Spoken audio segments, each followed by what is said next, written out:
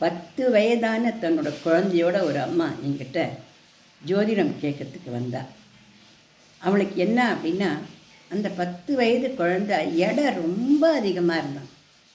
ரொம்ப குண்டு பையனாக தெரிஞ்சான். அவனால் சாப்பிட்றதுக்கு மட்டும்தான் பிடிச்சிது, வேறு ஒன்றுமே பண்ண மாட்டேன்ட்டான். இதை நினச்சி அவள் அம்மா ரொம்ப வேதனைப்பட்டா. 4வது வகுப்பு தான் படிக்கிறான். ஒரு வகுப்பில் ஃபெயிலாக கூட ஆகிட்டான். படிப்பும் வரல குழந்தைக்கு, இப்படி ரொம்ப பெருமனாக இருக்கானேன்னு ரொம்ப கஷ்டப்பட்டா. அவனோட ஜாதகத்தை வாங்கி நான் பார்த்தேன். பார்த்துட்டே இருந்துச்சு. அந்த அம்மா வந்து வெற்றிலை பாக்கு பழம் எல்லாம் கொண்டு வச்சுருக்கா இல்லையா, அதுலேருந்து பழங்களை எடுத்து அந்த குழந்தை சாப்பிட போனான்.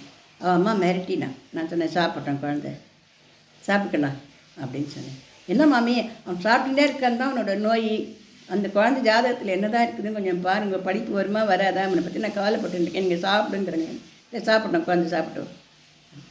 அந்த குழந்தை மொத்த வாழைப்பழம் சாப்பிடுவா கேட்டு, சாப்பிடு, உனக்கு எவ்வளோ உண்மை சாப்பிடு அப்படின்னு சொல்லி சிரித்தேன். அந்த குழந்தை கொத்தோட வாழைப்பழத்தை எடுத்து வச்சுன்னு வச்சு சாப்பிட ஆரம்பிச்சேன்.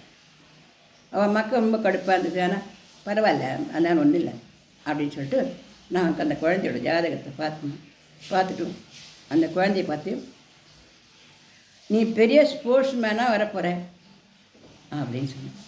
அதுக்குள்ளே அம்மா, இவனா உட்காந்து இடத்த விட்டு அசைய மாட்டேங்கிறான், ஸ்போர்ட்ஸ் மேனை வரணுனுக்கு ஆடி பாடி குதிச்சு எல்லாம் பண்ணணுமே மாமி சொன்னேன். உடனே அந்த பையன் வாழைப்பழம் சாப்பிட்டு விட்டு, நானா ஸ்போர்ட்ஸ் மேனாக வரப்போகிறேன் அப்படின்னு கேட்டேன். கண்டிப்பாக நீ தான் என்ன பண்ண போகிற இப்போ, நீ இந்த பால் இருக்கு இல்லையா, பால் சம்மந்தப்பட்ட விளையாட்டில் நீ ஒரு வீரனாக வரப்போறேன்னு உன் ஜாதகம் குறிப்பிட்டு சொல்கிறது அப்படின்னு சொன்னேன். குழந்தைக்கோசன்னு சொல்கிறீங்களா? இல்லை, நிஜமாகவே குறிப்பிட்டு காட்டுறது. இந்த குழந்தை வந்து நல்லா பால் சம்மந்தப்பட்ட ஒரு விளையாட்டில் நல்ல ஒரு வெற்றி வீரனாக வரப்போகிறான் அப்படிங்கிறது தெரியுது. இவனை விளையாட்டில் நீங்கள் சேர்த்து விடுங்கோ அப்படின்னு சொன்னேன். ஐயோ, படிப்பே காணும், 0 மார்க் வாங்குகிறான், மார்க்கே இல்லை, 1 வருஷம் 2 வருஷம் ஃபெயிலாக போயிட்டு குழந்தை 10 வயசுக்கு 4வது தான் வந்திருக்கான், நீங்கள் வேறு அவனை விளையாட்டில் வேறு சேர்க்க சொல்கிறீங்களே. கண்டிப்பாக விளையாட்டில் சேருங்கோ. நான் விளையாடுறேன்னு தான் சொல்கிறேன், அம்மா தான் எனக்கு சேர்க்கவே மாட்டேன்றா அப்படின்னு அதுவே நடுவில் பேசிட்டு, உடனே நீ விளையாடு கண்ணா, உன்னை விளையாட்டு சேர்க்க சொல்கிறேன் அப்படின்னு சொன்னேன். சரின்னு சொல்லிட்டு, எப்படி மாமி இது நடக்கும்? அவனுக்கு எப்போ பார்த்தாலும் சாப்பிட்டுட்டே இருக்கணும் மாமி. அப்பா வேற வெளிநாட்டில் வேலை பார்க்குறேன், நானும் அவனு மட்டும்தான். எப்பாரு எதை கேட்டாலும் நான் வாங்கி கொடுத்துன்னு தான் இருப்பேன். குழந்தை தானே, ஒரே குழந்தை தான் இவன் எனக்கு. அதாவது இல்லாட்டாலும் அவனுக்கு கடைக்கெல்லாம் போக தெரியாது, இருந்தாலும் குழந்தை கேட்கச்சு எப்படி நம்ம இல்லைன்னு சொல்கிறது அப்படின்ட்டு நானும் வந்து சமையல்லாம் பண்ணுறதில்ல, வாங்கி தான் சாப்பிட்டுருக்கேன், கேட்டரிங் தான் வாங்கி சார் அப்படின்னு சொன்னேன். நான் சொன்னேன், வேண்டாம், நீங்கள் கேட்டரிங் வாங்கிறத நிறுத்திடுங்கோ, குழந்தை எது கேட்டாலும் வாங்கி கொடுக்கறதையும் நிறுத்திடுங்க. ஆனால் குழந்தை எப்போ பசிச்சுதுனாலும் அந்த குழந்தைக்கு ஏதாவது ஒரு பழத்தை நீங்கள் கொடுத்துட்டே இருங்க. ஆப்பிள் பழம், ஆரஞ்சு பழம், சாத்துக்குடி பழம், திராட்சை பழம், அப்புறம் வந்து வளர்ந்த திராட்சை பழம், இதெல்லாம் பிஸ்கெட்டு, பப்ஸு, சிப்ஸு அதெல்லாம் வாங்கவே வாங்காதீங்க. அந்த குழந்தைக்கு வாங்கிட்டு வர தெரியாது இல்லையா, நீங்கள் வாங்கவே வாங்காதீங்க. நீங்கள் எல்லாத்துலேயும் பழமாக ரொப்பி வச்சுருங்க, எல்லா ஷெல்ஃப்லேயும் பழங்களெல்லாம் ரொப்பி வச்சுருங்க. குழந்தை பசிக்கிட்டு எவ்வளோனா பழம் சாப்பிட்டுக்கட்டும் அப்படின்னு சொன்னேன். அந்த குழந்தையும், நம்ம பஃப்லாம் சாப்பிடக்கூடாதா, பசிக்குமே சொல்லுது. கண்ணா, சாப்பிட்டுண்டே நினைக்கா நம்ம உடம்புல வந்து பலமே குறைஞ்சி போயிடும். கொஞ்சமாக சாப்பிட்டா தான் உடம்புல பலம் நிறைய இருக்கும். நீ ஸ்போர்ட்ஸ் மேன்லாம் நீ பார்த்துக்கியா? ஸ்போர்ட்ஸ்மேன் படம்லாம் நீ பார்த்துக்கியா? எப்படி இருப்பா அவள்லாம்? நல்லா பலமாக இருப்பா, உயரமாக இருப்பா, அப்படியே நல்லா கட்டு மஸ்தாக இருப்பா. ஓ, இவ்வளோ தெரிஞ்சு வச்சுருக்கியா நீ? அந்த மாதிரி நீ ஆடணும்ல.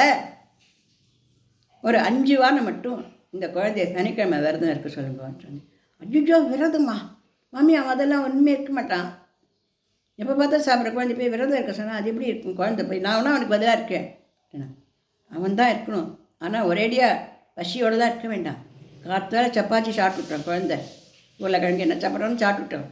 மத்தியானம் சாயங்காலம் ராத்திரிலாம் ஃபுல்லும் அவனுக்கு இந்த பழங்கள் தான் கொடுக்கணும். பால்கள்லாம் கூட கொடுக்கக்கூடாது, பால் சம்மந்தப்பட்டது, ஸ்வீட் சம்மந்தப்பட்டது இந்த மாதிரிலாம் கொடுக்கக்கூடாது.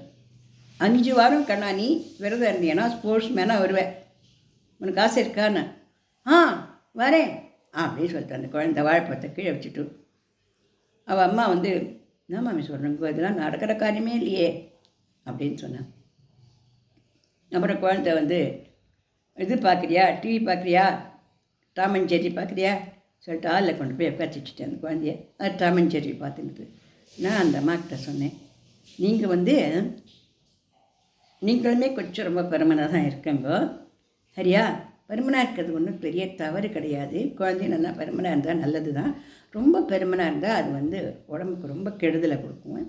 அதனால் நீங்கள் என்ன பண்ணுங்கோ, ஒரு 7 விதமான அன்னங்கள், அதாவது லைம் ரைஸு, அதுக்கப்புறம் வந்து தேங்காய் சாதம், மாங்காய் சாதம், எலுமிச்சம் சாதம், சாம்பார் சாதம், தக்காளி சாதம், தயிர் சாதம், மாதிரி ஒரு 7 சாதம் நல்லா கலந்து அம்மன் கோவிலில் கொண்டு போய் கொடுத்து அம்மன்கிட்ட பிரசாதமாக வச்சுட்டு அந்த 7 சாதத்தையும் குழந்தை எதிராக அப்படியே நிறைய வேங்கும். 1/2 கிலோ பண்ணுங்க எல்லாத்தையுமே. குழந்தை எதிராக வேங்கும். உனக்கு எவ்வளோ வேணுமோ சாப்பிடுன்னு சொல்லிடுங்க. அவன் சாப்பிட்டதுக்கப்புறம் மீதியை எல்லாருக்கும் தானமாக கொடுங்க. இந்த குழந்தைக்கு உடம்பு நன்னா சரியாக போயிடுவான், இவன் நன்னா வந்துடுவான் அப்படின்னு சொன்னேன்.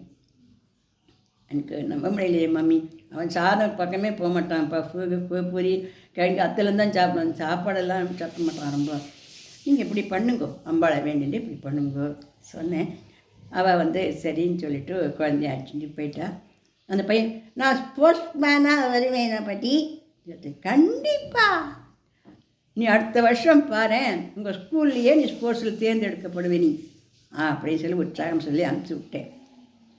அந்த பெண்மணி வந்து நான் சொன்ன மாதிரியாவே அந்த வழியிலேருந்து வாங்கக்கூடிய அந்த பஃப்பு, சிப்ஸு, அப்புறம் முறுக்கு, இது எல்லாத்தையுமே அவள் நிறுத்திட்டு எல்லா இடத்துலையும் பழங்களையே விட்டுட்டா. அவளுமே ஃபஸ்ட்டாக பழமே சாப்பிட்டுக்கிற மாதிரியா ஒரு ஏற்பாடு அவள் பண்ணிட்டா. அந்த மாதிரி கொஞ்சம் முதல் சனிக்கிழமை இருக்கும்பொழுது அந்த குழந்தை 10 சப்பாத்தி சாப்பிட்டான கருத்தில். அப்புறம் மீதிக்கெல்லாம் பழங்களோ அதை சாப்பிட்டுட்டான், போகலன்னா அழுதான் சீட்டு அதை பண்ணான். 2வது வாரம் 5 சப்பாத்தி சாப்பிட்ருக்கான் அந்த குழந்தை. போகணுமா பசிக்கலம்மா எனக்கு சொல்லிட்டான்.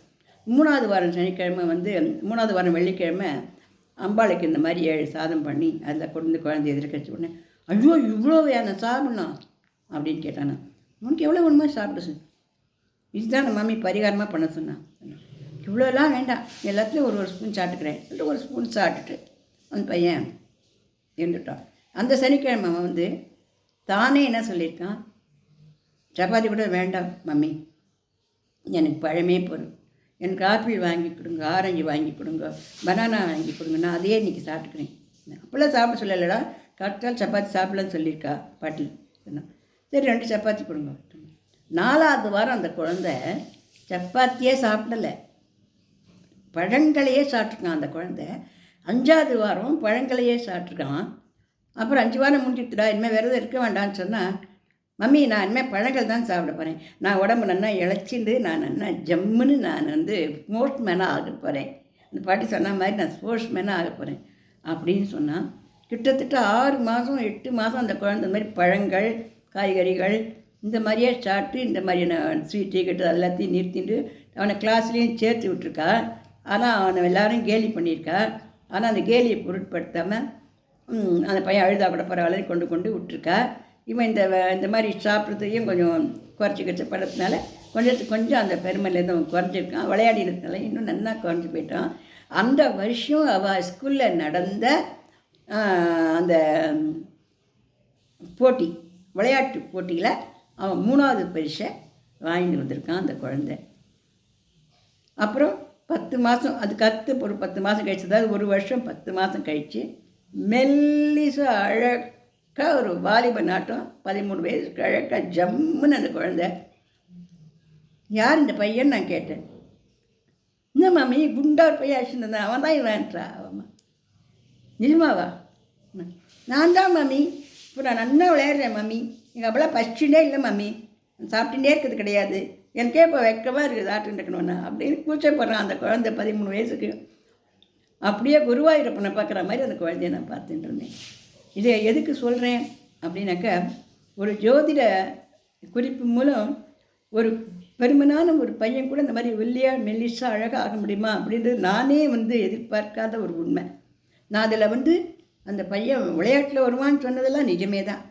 ஆனால் அவ்வளோ அழகாக அவ்வளோ ஒல்லியாக ஆவான் அப்படின்றத நான் வந்து நினச்சி கூட நான் பார்க்கல. அந்த குழந்தை அவ்வளோ கட்டுப்பாடாக இருந்து அவ்வளோ அழகனா அவ்வளோ நன்னா அந்த வருஷம் நன்னா பள்ளிக்கூடத்தில் பாஸும் பண்ணிட்டான். 6ஆம் கிளாஸுக்கும் வந்துட்டான் அந்த குழந்தை. இனிமேல் பாட்டுக்கு படிக்கிறதையும் அவன் தெரிஞ்சு விட்டுடுவான். ஏன்னா பெரிய பையனாயிட்டான், படிக்கணும், நிறைய சாட்டினே இருக்கணும் தெரிஞ்சு விட்டான். இனிமேல் அவன் பாட்டுக்கு அவன் ஆட்டோமேட்டிக்காக நன்னா வந்துடுவான்.